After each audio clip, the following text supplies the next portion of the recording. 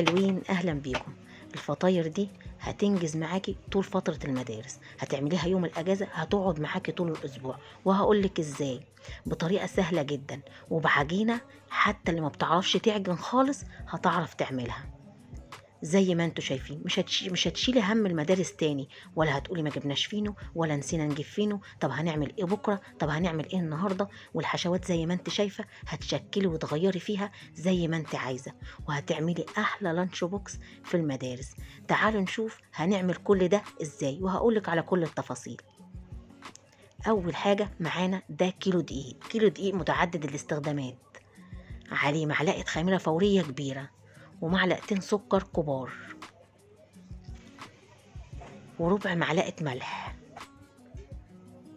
ومعلقة خل كبيرة، وكوباية زبادي بلدي، كوباية زبادي واحدة عشان تطري العجينة، ونص كوباية زيت زي ما انتوا شايفين، نص كوباية زيت. وبدخل كله في بعضه، وبعدين بعجن بمية دافية. أول مج اهو، ده أول مج من مج الشاي العادي بندخله في العجينة. وبعدين ده تاني مج اهو، بدخل برضو. لقيت العجينه لسه فيها دقيق، لسه فيها شويه دقيق، هحط ربع كوبايه ميه تاني، يعني اخد معايا كوبايتين وربع من المج بتاع الشاي. وهو مفيش ولا دقيق، الدقيق اختفى خالص. باخده بقى على الرخام عشان اتحكم فيها واتملك فيها، برش شويه دقيق وبعجنها 5-6 دقايق بس، 5-6 دقايق لحد ما تخرج من ايدي. اهو خرجت من ايدي، والدقيق خدت كله اللي على الرخامه، وهي طلعت من الرخامه اهي.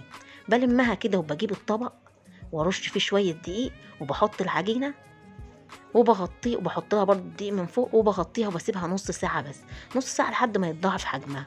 وهو كده بعد نص ساعه اتضاعف حجمها، بخرج منها كل الهواء اهو زي ما انتوا شايفين. وباجي بقى على الرخامه برش برضه رشه دقيق بسيطه، وباخد حته من العجين وبفردها خالص على الرخام، بفردها خالص اهو لحد ما تبقى رفيعه خالص معايا اهو زي ما انتوا شايفين. بجيب بقى اي حاجه مدوره، طبق مدور، كوبايه مدوره، اي حاجه، واعملي السمك اللي انت عايزاه، ممكن تكبريها ممكن تصغريها براحتك. باخد بهو اول واحده، وهنعمل اول حشوه معايا. مقطعه جبنه رومي جنبي اهو، بقفل عليها كويس، بقفلها خالص. وبعدين ايه، بدورها في ايدي وبعملها شكل بيضاوي او مدور اللي انت عايزاه، لان هي لسه هتتنفخ وتكبر معايا، تبقى عامله زي رغيف الفينو كده، زي رغيف الفينو الصغير. ده اول حاجه معايا. تاني حاجه اهو، بجيبها لو تخينه شويه برقها خالص كده، بخليها رفيعه خالص. وتاني حاجه بحط لانشون اهو، بحط حته لانشون كده مقطعاها برضو جنبي، وبقفل عليها خالص اهو، وبدورها وبعملها برضو على شكل بيضاوي كده. انت اعملي الشكل بقى اللي تحبيه واللي عيالك يحبوه يعني. دي تالت حاجه معايا اهو، دي جبنه بيضه اهو، برضو بقفل عليها. اي جبنه انت عايزاها، ممكن طبعا تغيري في الحشوات زي ما انت عايزه، جبنه مثلثات، جبنه فيتا، اي حاجه. ممكن تحطي بواقي في التلاجة، لحمه، فراخ، ممكن تشكلي وتغيري في الحشوات زي ما انت عايزه اهو.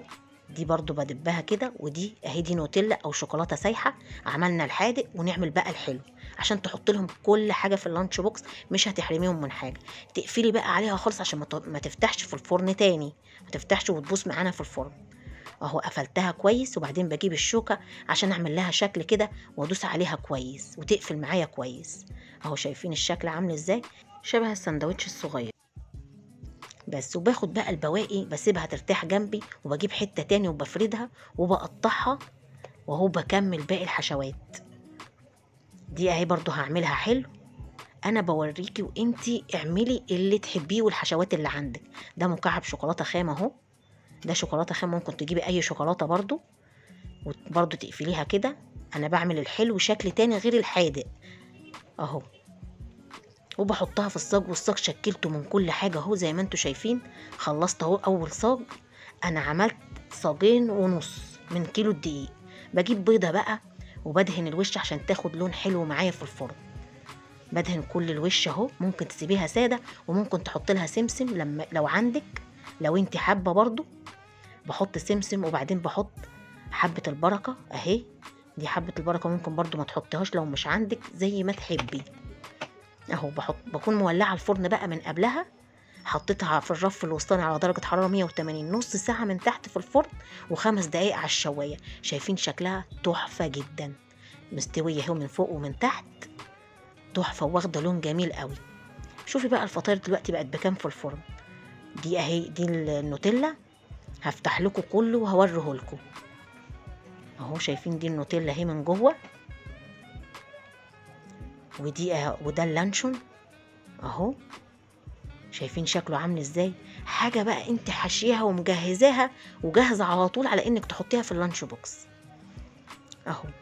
دي بقى الجبنه الرومي، انا كل صف عاملاه حاجه، مشكله كل الصجان، يعني عملت صاجين وربع، طبعا الباقي لسه بيستوي، لسه بسوي في الباقي. ودي الجبنه الرومي هي سايحه من جوه زي ما انتم شايفين.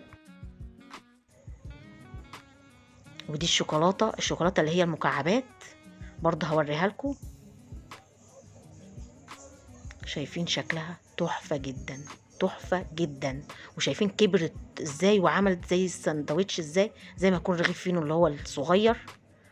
دي الجبنة البيضة اهي اهو. شايفين الجبنة جواها اهي عاملة ازاي، بجد تحفة وطعمها روعة. بجيب بقى الكياس وبحط بقى في الكيس اللي انا هفرز فيه كل شوية مع بعضهم، يعني الجبنة الرومي مع بعضها، اللانشون مع بعضه، بحطه كده وبخرج الهوا منه وبلزقه. وبعدين بجيب بقى الاسم، يعني بكتب الاسم اللي هو في الكيس. طبعا الحشوة اللي انت تحبيها، انت ممكن تغيري في الحشوات براحتك، يعني كل اسبوع تعملي حشوة براحتك اهو. بكتب كده عشان اعرف الكيس ده فيه ايه وانا بخرجه من الفريزر. اهي جبنة رومي اهي، بتشيلي كده في الاكياس وتكتبي عليه الاسم وتسيبيه وتخرجي منه الهواء وتسيبيه، وتخرجيه كل يوم بالليل في فوطه على قد العدد اللي انت هتطلعيه، تحطيه في فوطه والصبح تحطيه في اللانش بوكس اهو. كل كيس بكتب عليه اللي هو فيه اي حشوه انت عاملاها. تيجي بقى تجهزي اللانش بوكس، هوريكي. طبعا هتحطي 2 حادق او 3 او 4 زي ما انت عايزه. انا حطيت جبنه رومي ولانشون وجبنه بيضه، و2 حلو شوكولاته ونوتيلا.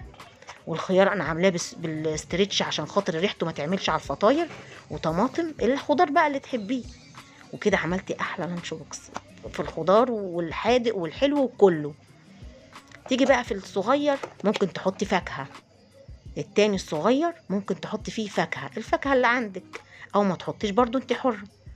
انا بوريكي وانتي اعملي الافكار اللي تحبيها او الحاجه اللي عندك زي ما انتوا شايفين. بتخرجيه من بالليل في فوطه على قد ما هتعملي، وبعدين الصبح تحطيه في اللانش بوكس وتجهزي وغيري في الحشوات براحتك. يا رب يكون الفيديو عجبكم وتجربوه، وبالهنا والشفا لكل اللي يجرب.